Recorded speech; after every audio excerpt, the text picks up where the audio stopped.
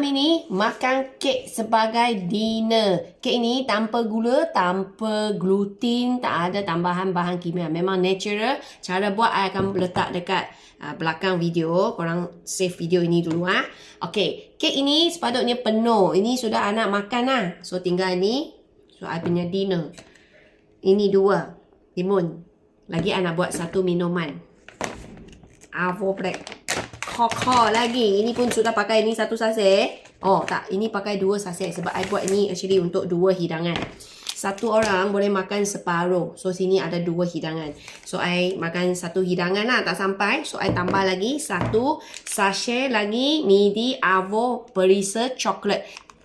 Air ni air suam saja. Air suam lebih kurang 120 ml. Korang tahu I nak buat apa? Korang tengok I nak buat macam mana. I memang suka lah makan macam ni punya. Ini midi avo black bagus kawan-kawan. Kalau korang nak jadikan ni sebagai you punya minuman utama dekat setiap hari punya, memang sesuai. Dia ada 3 perisa. Perisa koko ni lah. Perisa kopi dengan perisa original. Soya punya. So kandungan dia langsung tak ada tambahan gula, tambahan pemanis, creamer, susu semua tak ada. Dia punya kandungan utama black soybean, isolated soy protein, avocado dengan koko yang pure saja. So tulen dan pekat, padat dengan nutrisi. So korang akan dapat protein yang lengkap, antioksidan yang tinggi, fiber, minerals, lemak bagus. Dan air kacau. Shaker tak ada pakai, kita pakai air ni. Senang sikit bagi dia larut.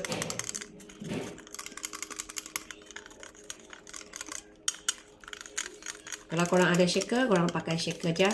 Ataupun pakai itu bitter pun boleh. Air suam dia senang larut punya. Air suhu bilik kena guna shaker. Lagi dia senang larut. Dah larut. Okey, sekarang dia pekat tau sebab I pakai 120 ml punya air aja, air suam. Lebih kurang suhu 50 macam tu. Okey, and then I nak sedap. I nak tuang masuk dalam. Bagi dia macam banja. Banja kuat, tak mau. Banja ni tak apa. Yang the rest minum. Best. Dia bukan manis-manis punya sebab kan dalam dia tak ada creamer, tak ada gula tambahan, tak ada pemanis juga. So memang dia ada sedikit pahit-pahit tapi pahit yang sangat wangi daripada koko. Sebab dia kandungan koko yang original. So koko yang premium itu rasa dia. Sedap.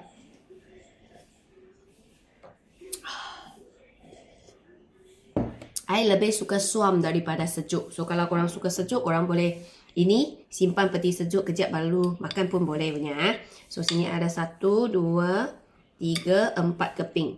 So I kuah, banja, celup.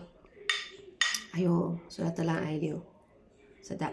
Ini kek hari-hari makan pun boleh. Sebab ini semua kita pakai natural punya ingredient buat.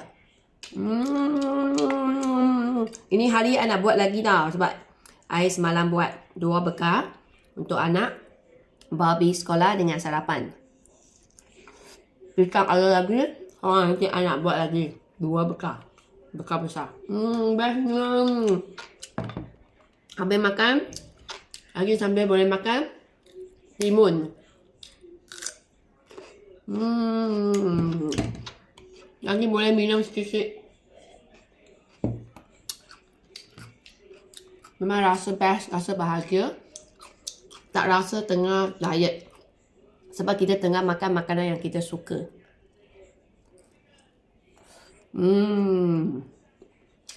Banja.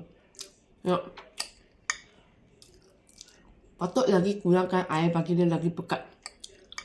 Lagi best.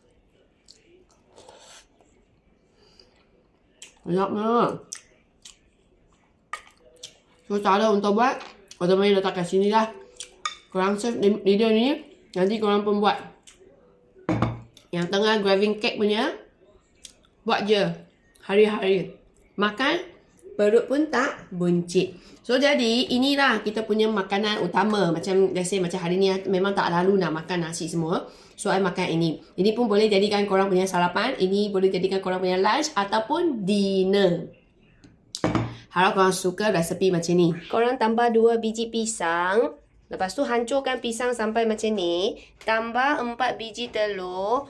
Tambah 2 sachet midi Avo Black perisa koko. Masukkan semua. Lagi satu kena tambah air. Suhu bilik 100 ml. Kacang semua bahan ni sampai sepati. Lepas tu masuk air fryer. Bakar suhu 160 30 minit. Tak sampai 30 minit. Rumah dah wangi bau kek yang memang sedap lah. Okey, dah siap. Ini untuk 2 hidangan. Serius, kalau kek biasa, makin makan makin lapar. Ini kek belum habis makan, sudah kenyang.